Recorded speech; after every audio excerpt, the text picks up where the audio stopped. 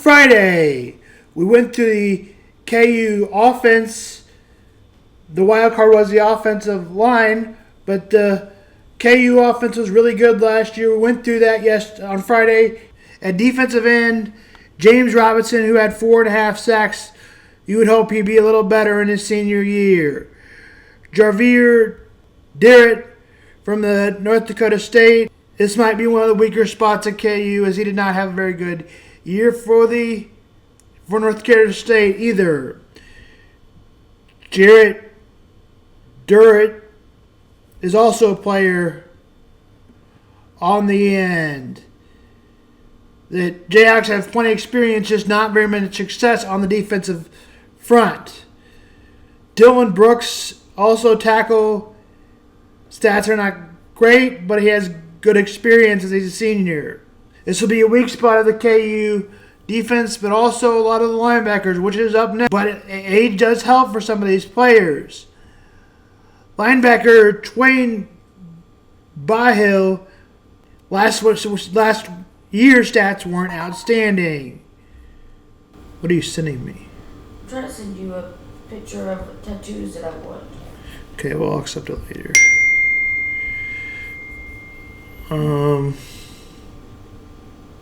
You just distracted me.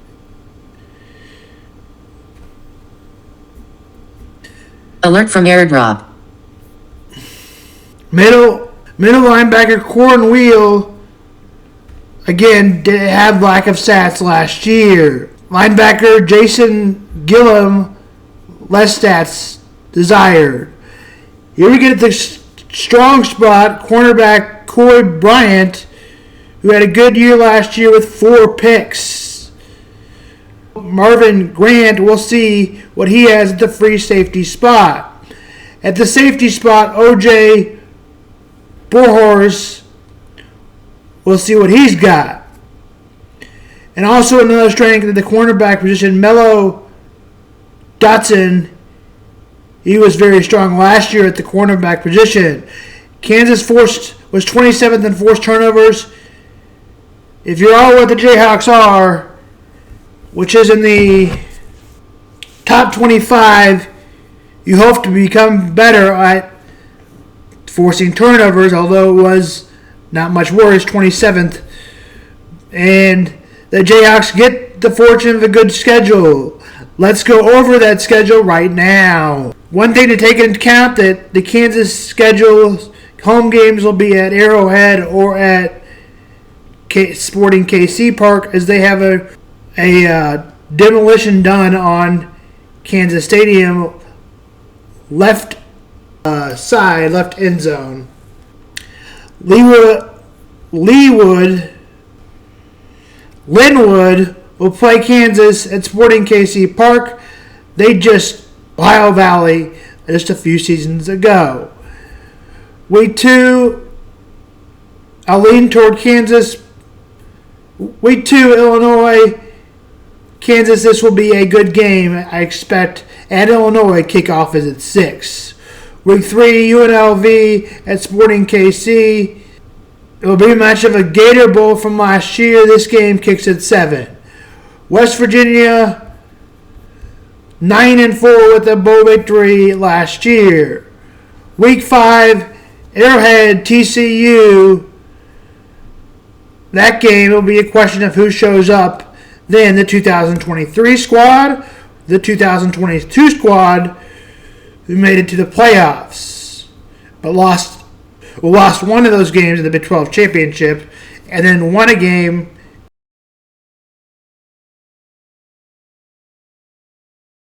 and lost in the national championship, did TCU.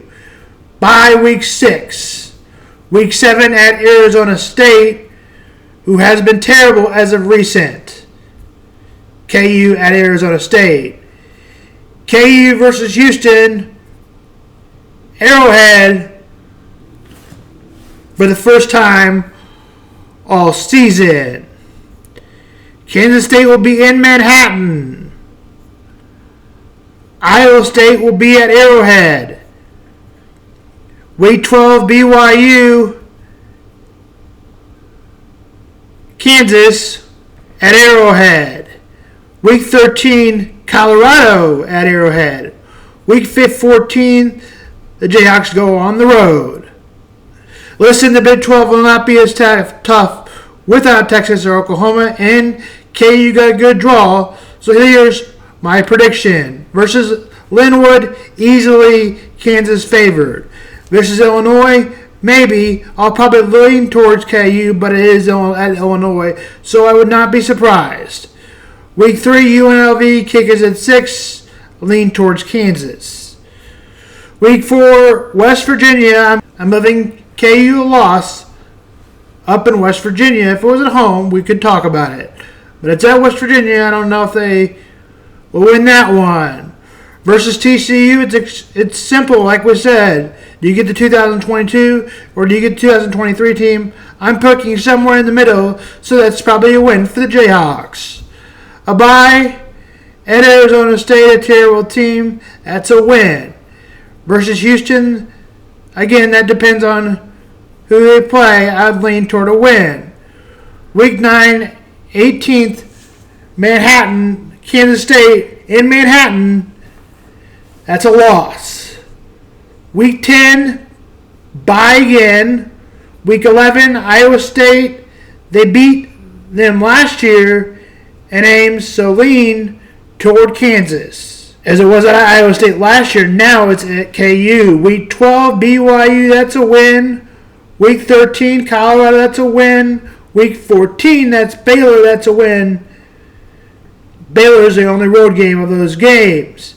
I'm taking KU 9-3 or 8-4. My guess would be 9-3, but 8-4 is the Jayhawks.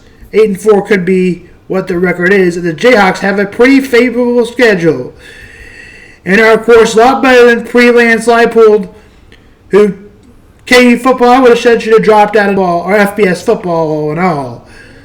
So pretty good to be here at the top 25 as KU is. KU only faced 2 top 25 opponents anyway. You paint it. That's CM on Sports, and that's KU football schedule and players.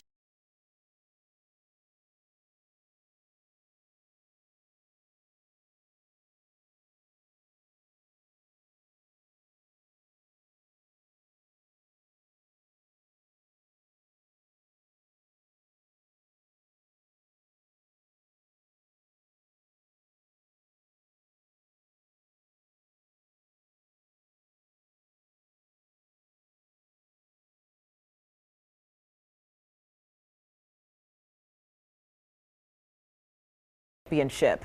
Fox 4's Malik Jackson is in St. Joe tackling all the topics. Well, much of the focus here at training camp will be on what happens in between the lines. Today, that focus squarely on the future.